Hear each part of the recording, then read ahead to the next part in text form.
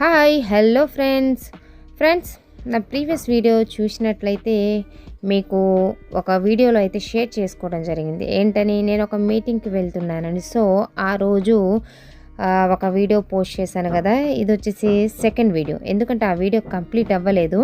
అందుకోసమే దాన్ని కంటిన్యూషన్గా ఈ సెకండ్ వీడియో అయితే షూట్ చేశా. బట్ షార్ట్లో కంప్లీట్ వీడియో షేర్ చేయలేం కాబట్టి ఇది సెకండ్ పార్ట్గా అయితే షేర్ చేస్తున్నాను ఫ్రెండ్స్.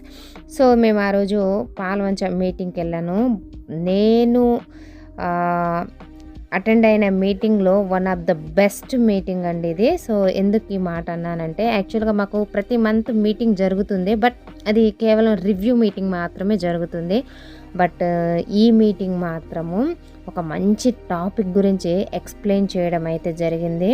సో నాకైతే చాలా, అంటే కాలేజ్ డేస్లో మనము క్లాసెస్ విన్నంత ఫీల్ అనిపించిందండి. నాకైతే మీటింగ్ చాలా అంటే చాలా బాగా నచ్చింది ఫ్రెండ్స్.